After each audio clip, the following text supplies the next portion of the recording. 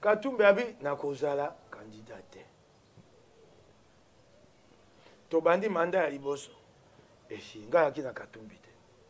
Nga na komi moi kosa moke na Katumbi à partir de 2013 parce que les gens pensent que ça date d'hier. 2013 avec mon journal.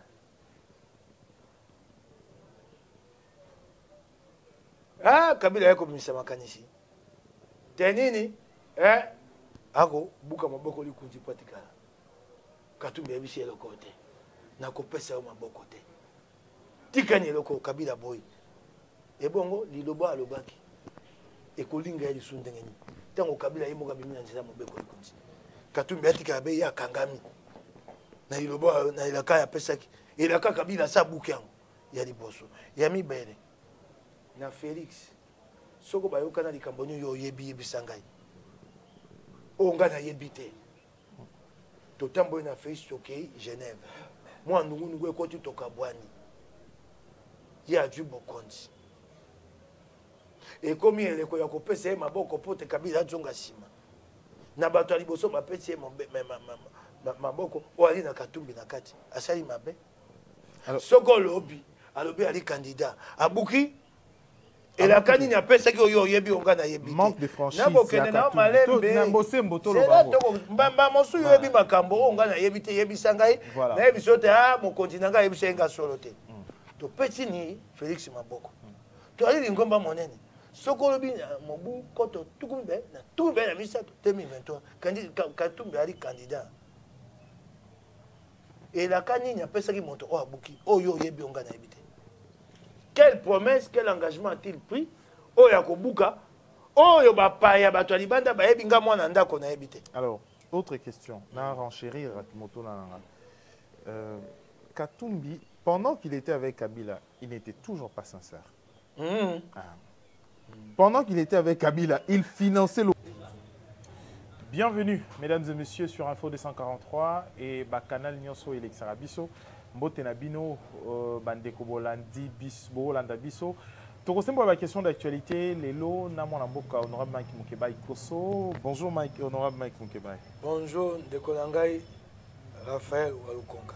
Mo tuna liboso d'abord ezali ya koyeba awa na Congo ba Kongomani ba ko mi tuna motuna mingi sur pourquoi est-ce que le gouvernement est traîné en fait il y a Union Sacrée en tant qu'observateur espace politique au monarchie consultation au président de la République et devait normalement qu'on ait une accélération sur autre. Et vous méritez et c'est bato baye bandeko baye baté ba Kongomani baye baté gouvernement to bimisi yango lelo ekosa musate bato bako baté gouvernement umei soki to komina eloko te Assemblée nationale bazongi moko azomi na mitano ya sanzo ya misato et 15 mars et bongo ça y poso mi balé gouvernement ko bimaka te soko bimisi yango na lombango siko bakosa mosate ba mu kotela ko bimisi yango liboso te Assemblée nationale zonga to mokolo moko mi balé misato soko Assemblée nationale se zongi po soko bimisi yango siko bakosa mosate po boso banda mosate sengi ba kende wapi investiture vraiment investiture so bimisi bango na tongo mingi bakovanda gouvernement mibale o bazali wana na o bakoya mbongo ebele mpona bulamatali apesa ba o bakobima apesa ba o bavandi bakozela mosala tokotala soko ewumei mokolo ya 15 soko poso mibale misato ekomoleka asinga na koliki ate mosala esili ndenge ye moko sama lukonde alobi akomi kozela be ngonga oyo esengeli po abimisa yango ebongo bakenda investiture. Alors, c'est dans quelques jours. Hein? Comment on a d'abord le Baïko partant à la consultation, les restes. Est-ce qu'il y a quelque chose de positif, quelque chose pour apporter changement? Ngai na banza te bongwana ekoya na ndenge ye premier ministre akukamba gouvernement na ye. Po ye moto ali lokola capitaine mokomi masuwa. Nzela ya kolakisa na bato ya kopona toyebi bango na note bato batindi moto molongo ya bato na emisa molongo ya bato na emisato eloko ya liboso na badata emo mokonza mboka yebi te ba Kongomani bakosepela te so bilongi mosusu eye bilongi mosusu ekoma lokola bilongi ya yo bato babengaka na Kisasa bilongo ya rando lokola na mende elongo ya rando ata ina nyotsa ke elongo ne gouvernement rando mokonzi mboka na yebisu yo elongo ya rando bilongo ya rando ekota te. Pourquoi est-ce que Bilongi Arando, mais Union Sacrée, ils ont quoi appel mon la politique est d'abord une confiance, un espoir concret. Bilongi Arando c'est bon confiance, c'est bon espoir. Bilongi Arando. Et bon mais il pas ba Congomani. Eh? Yo soko eba mosu tangenga na ye ngana bi Bilongi Arando nyonso. Yo tangenga biso Bilongi Arando. Mais oiba congolais pe mosu le bara Moïse Katumbi Bilongi Arando. Ah, on est allé bango. Babi sur makambo ebele, bambongo ebele pe mboka kunginda na ezali makambo ya mboka. Balina bilembo wakola ki satellite ya misolo mboka. So balina bilembo ba pesa o ilanga yango. Ils ont travaillé ensemble na mende yo baya na bilembo yango te. Baya bilembo yango. Non bi basa bango nyonso. Et le quoi les maladies, les animaux malades de la peste, tous étaient malades mais tous ne mouraient pas.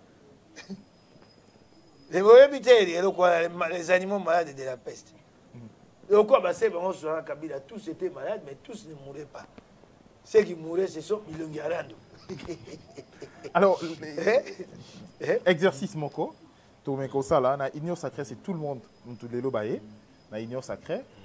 Selon vous, Bato Obaouti, na ancienne majorité présidentielle ou une majorité parlementaire au Baye Lelo, qui selon vous au Monique a inspiré confiance parce que la politique avant tout c'est la confiance.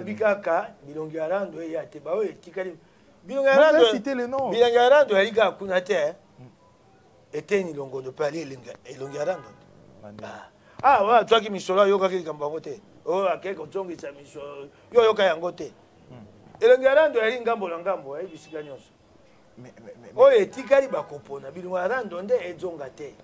a déjà oublié sur le passé.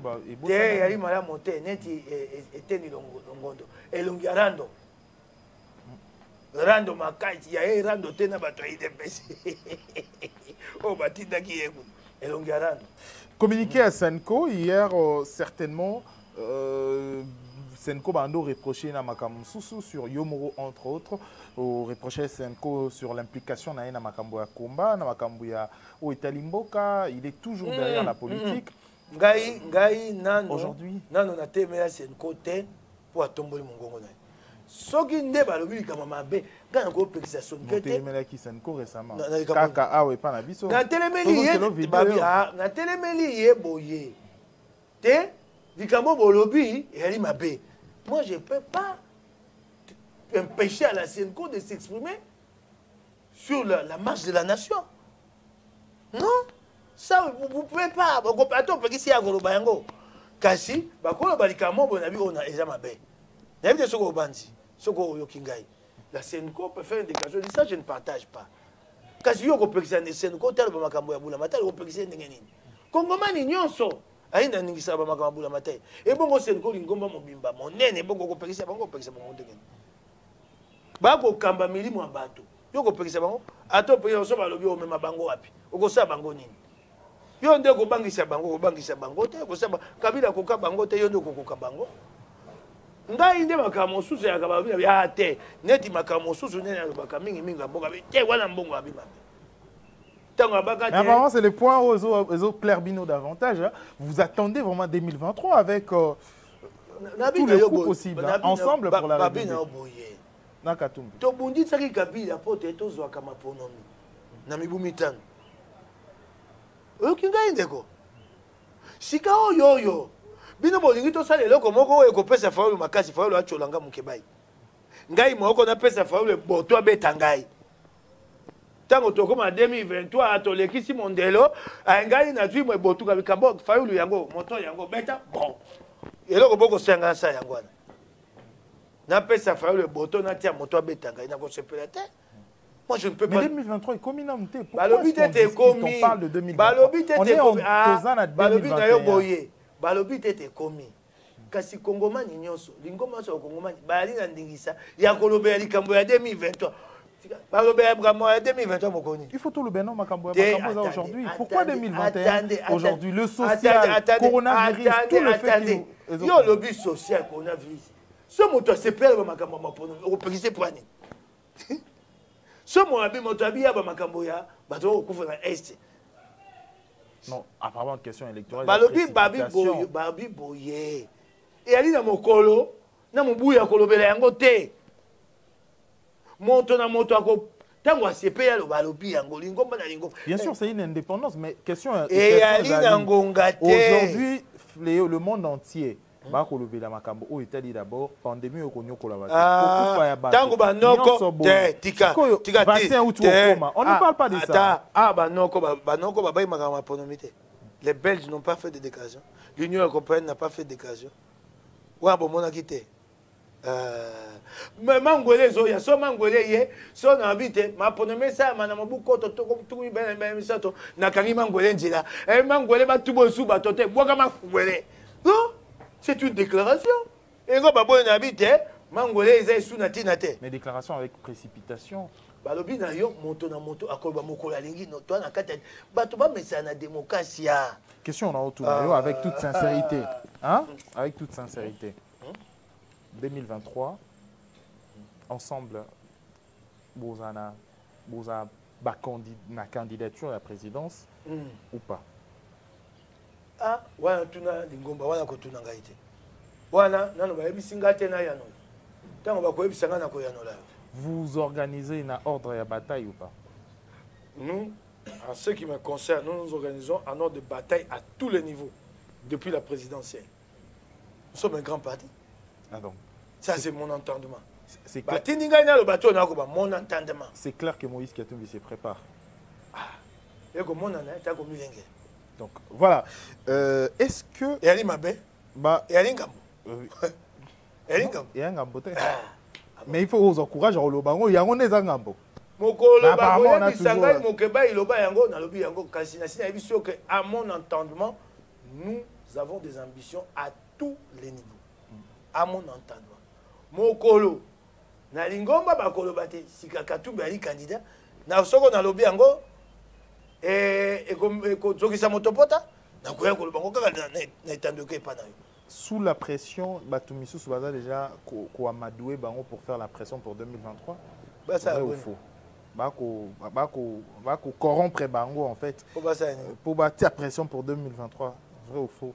Bako pesa bato kanyaka po bato basenga te maponomi 2023 po eloko ekomami na maboko likunzi. Non en fait wana ezali ekomami na lefte ekomami na liboko maboko likunzi o na bundiseli Kabila po na yebisango na zongisa yango na loba te biso mais pour les intérêts des uns et les autres hein te na lobi na yo etumba toki na mona eko zongisa Kabila shima na kombo etumba na tondimi makambo susu o tokoki kondima te. Admettons que... Nous avons accepté certaines choses. Nous devons les dire. Nous les dirons davantage demain à l'histoire. Pour l'intérêt suprême de la nation, il fallait libérer le Congo du joug kabiliste. Nous avons accepté certaines choses. Mais ce n'est pas à dire que demain nous l'accepterons encore. Maintenant que Kabila est neutralisé. Le langage commence à changer. Le langage n'a pas changé. Au nom d'un combat, au nom d'un idéal, l'intérêt supérieur du Congo et des Congolais. Nous avons fermé les yeux sur certaines choses. Moi, je les reconnais. Et je m'assume devant l'histoire. L'objectif est quasiment atteint. Maintenant, le plus important, c'est de revenir à la normale. Nous devons revenir à la normale. L'homme Katumbi toujours... Nous devons y travailler ensemble. L'homme Katumbi toujours dans ces jets, un peu pas clair, hein, comme... Montonio Soubaïbaye en politique. Il n'est pas clair. Avec Kabila, il a dit qu'il ne sera pas candidat pour Tambabandi bras de fer na Vital Kamere. Petit à petit, je veux faire confiance. Je fais confiance à mon ami, je fais confiance à mon allié, je fais confiance au président de la République. Je ne serai pas candidat à la présidence. Mais à la dernière minute, Hyperkit Katumbi devient adversaire de taille de Joseph Kabila. Oui. Plus tard, aujourd'hui, cette confiance au président de la République, Félix Anko-Pessaé, et le reste, c'est également à l'Union sacrée Anko-Pessaé, est-ce qu'il ne va pas encore surprendre négativement? Katumbi abi na kozala candidat te tobandi mandat ya liboso esi ngai aki na Katumbi te ngai nakomi moi akosala moke na Katumbi à partir de 2013 parce que les gens pensent que ça date d'hier 2013 avec mon journal.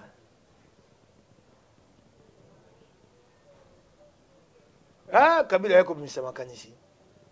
Tenini, ako buka maboko likunji patikala. Katumbi yabisi eloko te.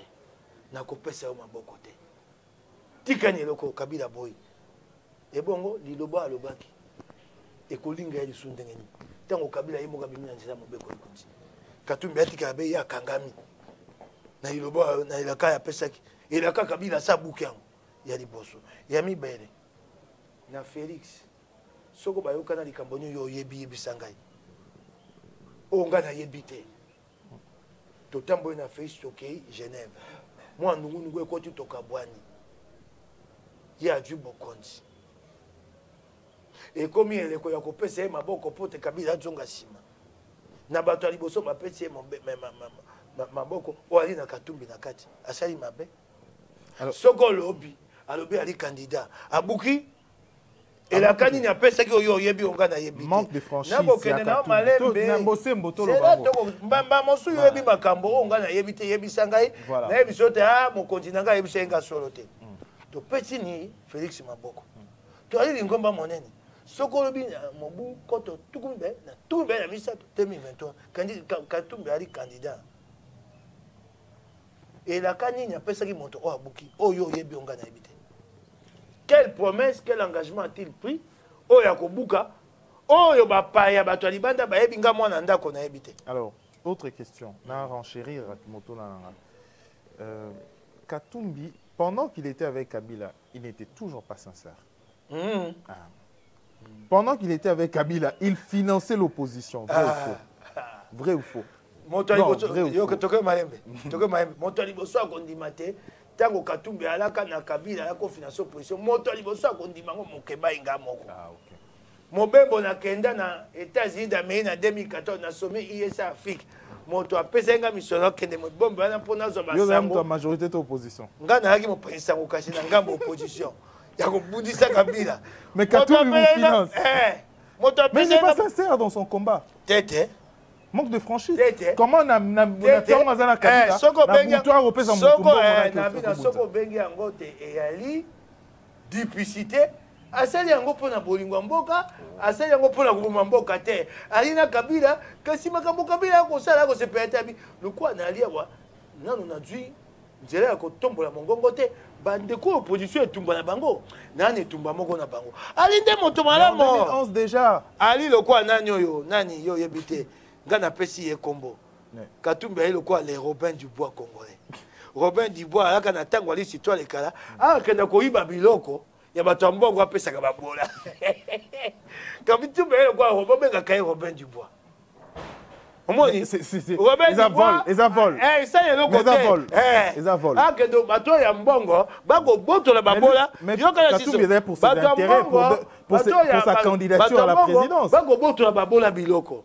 Robert Dubois accueilli à Yibi Bango à Péchi Babola. Mais Katumbi c'était pour ses intérêts, pour la présidence. Bon, ce qu'il y a qui pour le Kumunaye pour. Il y a une caméra. Il y a Malembe. Soit il pour le Kumunaye, naye bisa solo misolo a pesa biso CCP ne tumba. Et c'est CCP opposition.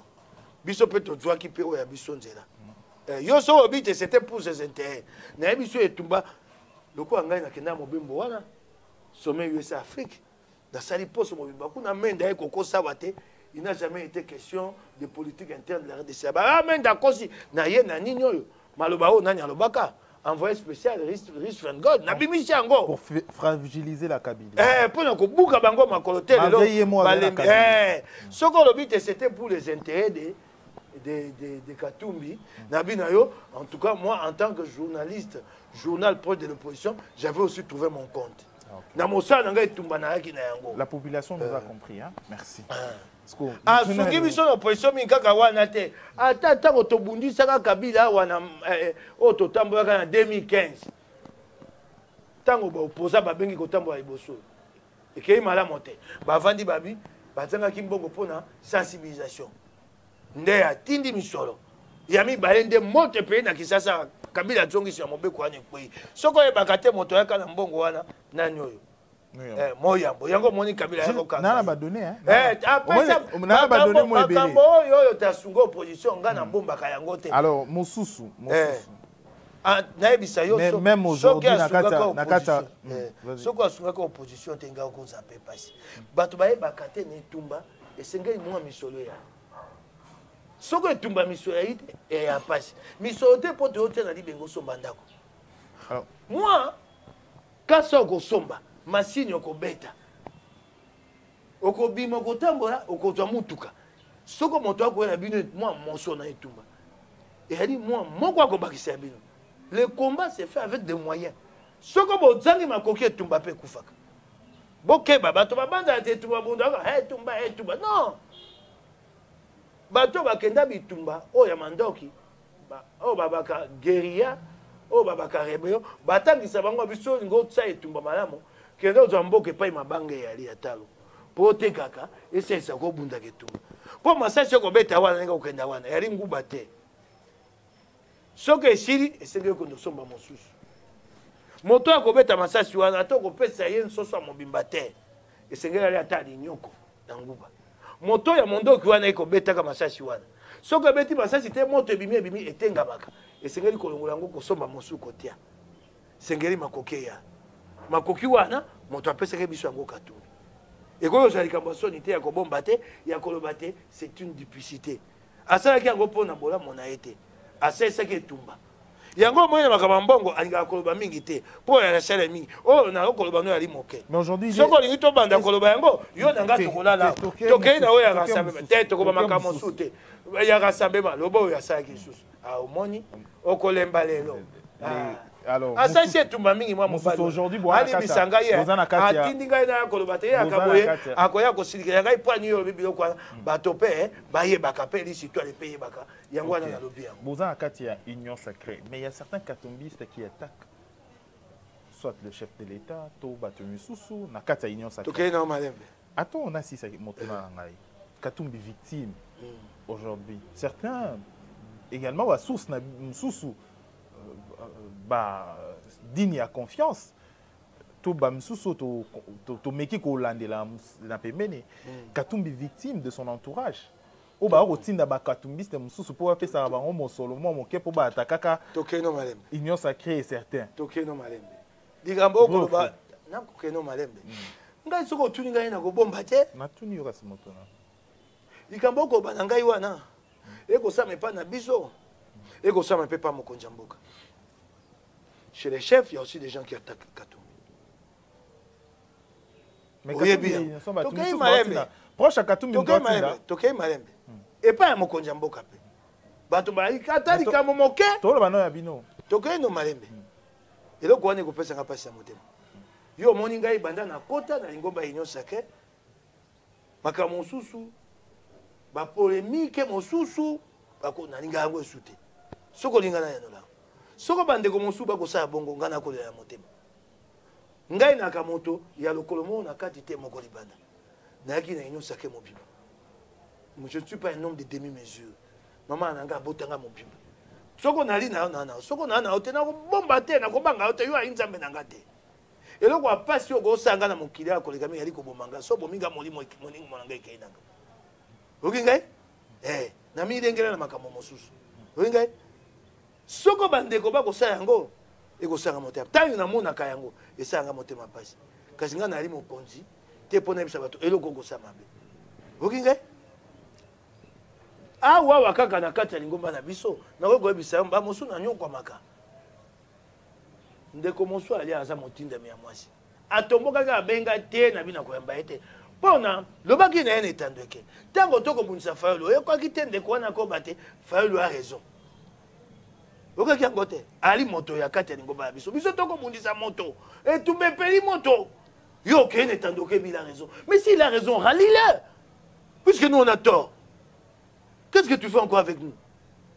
Tu dis il a raison. Donc nous et notre chef, nous sommes dans l'erreur. Nous on n'a pas cité ça en Mangomba. Et tout maison pela, biso la terre. Ba beti kuna pour la muko ici. C'est un combat non seulement pour nous, mais pour toute une nation. Ce sont des choses qui arrivent dans les familles politiques. C'est dommage, surtout que dans nos groupes politiques, l'idéologie n'est pas forte, l'unité politique n'est pas très forte. Ça arrive comme ça, des errements. Mais il ne faut pas mettre ça sur le compte du chef. Il ne faut pas mettre ça sur le compte de Katumbi. Mais ce n'est pas Katumbi, c'est les proches de Katumbi. C'est ce que j'ai dit. Les plus proches d'ailleurs. J'ai dit, je regrette. C'est eux qui livrent toutes les informations et confidentialités. Si c'est le cas, je regrette. Mais je te l'ai dit. Ils sont connus. Hein? Ah, soko yebi bango yo yebi bango. Ngai so na yebi bango na otanga bango ate. Na yebi si yo makambo wana pe, makambo wana pe. Et ali pe na ngambo ya. Autre chose. Aujourd'hui 2023, c'est débat entre Senko et l'équipe de la direction de communication. Quelle est votre impression? Tikana sisa. Et ali pe na ngambo mokonjambo. Et ko so ngai po e ko lembisa e loko toko tonga. Ça me fait mal. Moi je suis dans l'union sacrée.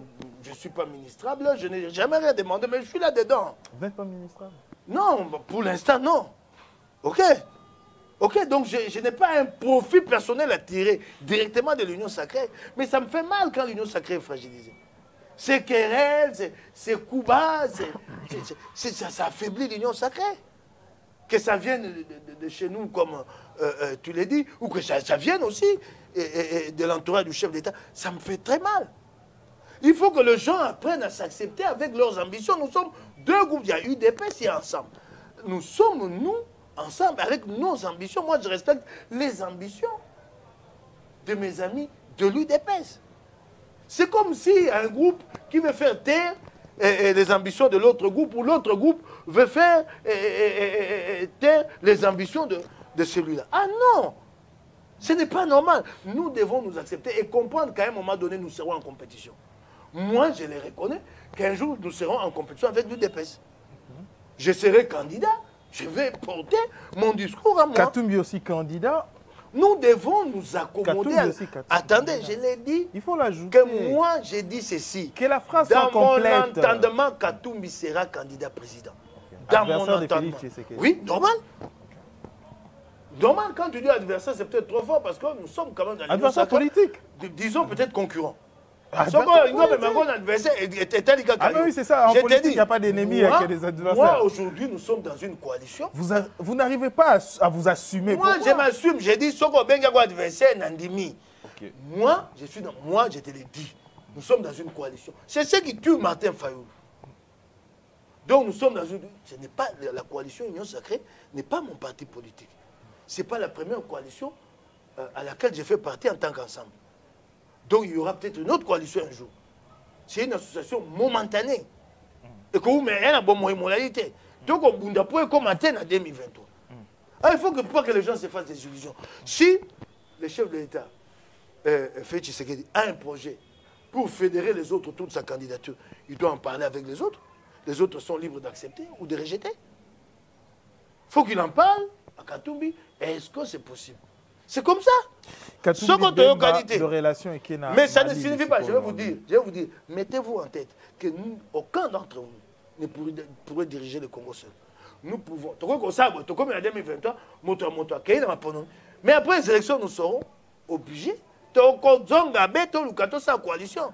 Ceux qui ont des sensibilités partagées vont se retrouver pour créer la prochaine majorité. Alors, Bemba Katumbi, ma relation économique s'est fragilisée. Selon quelques... Ah non, non. Et Alimba, il faut des politiques à Cameroun. La politique est libre. La politique est zakate. Ensemble, la femme capricieuse. À tout moment. Babi na yo boye. Et elle est sikate. Na libala bato aswa na kasi babongisi. To aka na poste ya porte-parole adjoint ya Assemblée nationale. Les gens oublient ça. Assemblée nationale, ah wakaka na mandat oyo. Et ali babi ba kopesa ngo opposition. Biso assemblée to bito ali ngomba liboso opposition, ba pesa so bito to kana mapono. Mais c'est akenda sala ndenge na ye ba yokana na bato FCC, ba pesa bango ya bango, ba pesa bango ango. Na nzela ya mapono. On a constaté ça? Où est le problème? Hein? On a constaté, les lois moi nungu ali. FCC donc MLC a déjà qu'on négocie avec FCC. Ben ils nous ont battus avec quelle voix? Les voix du FCC. Où est le problème? Où est le problème? Ce que le moins nous continuons à dire c'est des petits différents qui arrivent, on va continuer.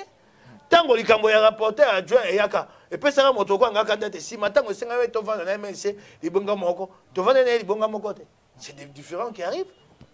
Et alinde bato bazaka soko bakozela te bato bakabwana soko mwa nungu babimisa ngomone tango toko tonga toko bundaka enyo sake bato ngambo kuna badongolo miso bazaka kosani likambo ke moite bakabwani tobaki na bino ni bakokenda nzaya moko te te lelo yango te tokokenda na mwa kokoso na mwa mbeba na mwa mabaku tokomi na suka te bongo inyo sake nde totongi yango na pete na mbutu bongo ya kaka bongo ya kaka bongo tokomoki na suka émission na biso honorable Mike Mukeba Ikoso motuna oyo sikoyo ye olingo okata olobelenga makambo ya kisasa te lokwa te jantini alobi na yo kotunelanga Mukeba wana te navanda mwa kimia ngai konzela wana la kotaka te na info 243 nga konzela ko balobi ye bapanzisango nyonso ka epa ya kolia ya moi tout le soko ko ngolo baboye babi awa babaka mabaya Jantini Ngobila te parce que politicien moko te pa na biso ali apesa mbongo to ba nyonso na polele ici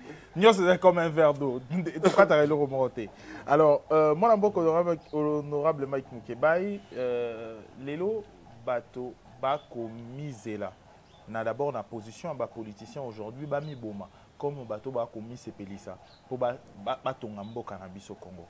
Est-ce possible tozwa gouvernement ya mokie makasi koleka avec baturo nyonso koleka na posa te eza ya mokie kasi ngai moto na mokano te mokano ya na mokonja mboka mokano ya lina ntoma ya sama luko mokano ya na casse politique obite casse politique o abiso bakalo koso ato ebisi bango bo ba yoka te bango bakoluka lifuta ba musu balinga tikaka ministre à vie pas ça peut poste ministre à vie ministre à vie de quoi amener ministre à vie batie ye libera Steve Bikai ministre à vie batie bango ba kosaka nyonso te gouvernement ya monene ya limawa okinga.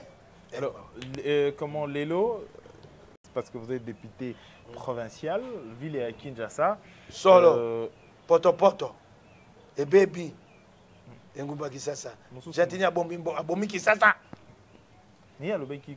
Toye kota la botoye comment on a été. Kinbopeto. Jantini na Kimbuta. Baby tapi motekeseni. Nzete yango moko motebuti bitapi wana. Oui, tapi kebo tapi otali boya. Nzete moko toyebaki te. Est-ce que le problème n'est pas parce que Mbogo Kinshasa va revenir à moquer, va recette à moquer pendant. Ah, bisabino kasite. Soko Mbogo kokata ya koloba. Ngade motinda minaye. Yo zayi mo de. Aya koloba. Si aloyebi il faut yeba. Mbongo mais il faut yeba. Mbongo ali. Nani? Tikani. Tango ajubo konji. Makambo etali bopeto Kisasa. Akuti compagnie ya Ngumba Kisasa comme nango raskin. Régie d'assainissement de Kinshasa. Ezali ya kokwaya misolo ya fonctionnement ya kate ya kofuta ya kabato te. Kasi bato ya raskin ba yebi mosala ya bopeto Kisasa. Atiki bango na libulu. Asali etuka ya sika. Asali eloko musuko mona Kinshasa bopeto. Une structure, c'est pas un programme. Moi je pensais que c'était un programme. Non, structure avec un coordonnateur. Bafuta kaya tui ba bilenge na yon sur PPD amemi kuna. Sika bo Kinshasa bopeto tambolito libungu tulu ba ko longola Kisasa na solote aye kokosa bino solo ezanga mokonzi mobimba aye na etandeka bi soko bomoni bosoto boyebisa biso topesa bugumese etumbu oh kokosa te wapi Kisasa bopeto na yo. Le pouvoir est décentralisé. Le pouvoir est décentralisé avec quel moyen? La décentralisation n'est pas effective. Après ça bugumese $10,000 betaka tangwa asa pesa bango mokomusu isusu. Les bourgmestres sont quel moyen? N'a pas quoi essayer de commune et Djouaka. Nous sommes DGK et qui pas naï. Et les bourgmestres vont le faire avec quel moyen? Si Kamoni t'a dit les Bungu Toulou, à l'ingo qu'on se cherche des fusibles, des boucs émissaires. Soko ba moni bosoto ba fia koli bourgmestre va bien. Jardinier a ça mon ça. Mon ça est qui ça peut être wapiango. Monsieur vient rendre compte. Monsieur Jantini Ngobila. Le bilan de Kinshasa Bopeto. C'est combien d'argent? Qu'est-ce qui a été fait? Qu'est-ce qui reste à faire? C'est vraiment le maître de la... Jantini Ngobila, c'est le maître de la prestidigitation. Un prestidigitateur. Tu es le prestidigitateur comme magicien, tu es le Longolia. À Longolia. Aïe, na Kisasa Bopeto, comme la souka, c'est le côté, il déplace sa responsabilité vers le bourgmestre. Oko Sanen. Oko Sa Mokondiambo, et l'opinion, ça passera pas. Tu dois répondre. Tes engagements. Mais Lelo Binomoro d'abord. Oh, Bomir, il a dédoublé. Attendez, il commence d'abord par dédoubler les structures. C'est pour aider la ville ou ajouter aux dépenses. Mais comment ça, l'audition qu'on a mention? Et bon, on peut pas saler, bon, il faut bien qu'on la kangwa. Il faut bien qu'on la kangwa. Mais oh, déjà, ils ont mon procédure pour nous reposer. Il y a un gars qui a ça, il faut qu'on la kango. N'étendue que. Yo, tu as tout ton gars. Hein? Et elle m'a mingi. Ah, Baboumé, c'est pas ma bébé qui a mis cognon, ça, j'entends mon angote. Mon sang, bah, on y va, Congomani, bon. Bah, comme autorisation précaire et révocable. Bah, t'es yo, moi, d'accord, balabala, au Tekaka, babi, mon colbaya, colongo, koya, pas la bisote. C'est un vol, c'est de l'escroc, ça, ils ne voient pas. Ça, ils ne voient pas. Les Congolais sont escroqués par les bourgmestres tous les jours. C'est sur base de quelle loi on signe cette autorisation-là révocable et précaire. Il y a encore comme on a tous les petits commerces dans la rue. Moi, mais ça. Peut-être qu'on va comme là, on va comme ça, ça, il n'est pas au courant. Mon salaire, mon péto, il y a mon tabac qui a kokumba yango la moto na ye. Zando yango na banda kangi zando. On en est où? On en est où? Na ko belela. Ba tata ba maman zando loko bosa ya pétition. Bana kisasa boti alinzaka. Yali likamba ba maman zando ba tata zando te abiso baso. Toko kisa 100 000 signataires. Ah ouais pas na ngala lingwa lao. Aye ko tia manzanda. Pa lobio na ko bongisa. Ako bongisa lokoni. Et elle pour mon compte de commission, on a eu ça, on a eu battu. Nasi ça, on a compris ça. Na contrat basali, bo soto ali na kati. À côté longi boye. Nasi ça, mon ça na commission pour pas qu'on balanga si côté mon ça commission na commission on est à deux. Nasi ça na commission bana qui ça va Congo bal. Hein? Alors le quoi zanga nzela. Oh yaki nango na triomphal matite comme bota wana. Hein? Oh abaki aye ba ko ça recyclage des eaux usées. Yango wanati matiti eboti na kati. Gouverneur Mobimba, ya ça kama kamuna nkuku. Il parle jamais, il communique pas, il prévient jamais sa population. Hier, et c'est que tout là la kaisute ba ki sa bola kaisute bo na kajantini bo na buté pas so kokena. Po makambo ya sala bena nkuku bola mokabe manzata. Zando okangi kanga na solo. Te okosibatu. Simoko banena ko tonga sika. Ah wana bato yeba kasaka mwa wenze moko ya lokuta wana rangi ba ko bimisa bato na ndako na butu. Bula batala bimisa bato na butu. To vandi boye botonga soko libanga e soko ya kosambele ba kizaba biso soko za ya ndoki. Na bandal boye ko tia na butu. To ko bana kisa bola la kate bola ndakaye. Tola la kate. Mon produit mbasa kama makambo ya nkuku na nkuku. Fait accompli jamais il communique. Bilo ko so ko sala regarde dans son budget si c'est repris. Alors, Tokomi Nasuka, il y a édition à Bisso. Moi, dans Mboko, Honorable Mike Mukebai, c'est vrai, le Congolais Bando s'attend rébellé. Après Kimbuta, aujourd'hui, mieux entre Kimbuta et Gentini. Vous préférez Nanisiko pour Kinshasa? Bonnet blanc et blanc bonnet. Ça n'est fini pour cette édition. Merci d'avoir suivi, mesdames et messieurs. Tosemolaki pendant 36 minutes. Honorable Mike Mukeba Ikoso. Donc, prochainement pour une édition. D'ici là, portez-vous bien. Au revoir.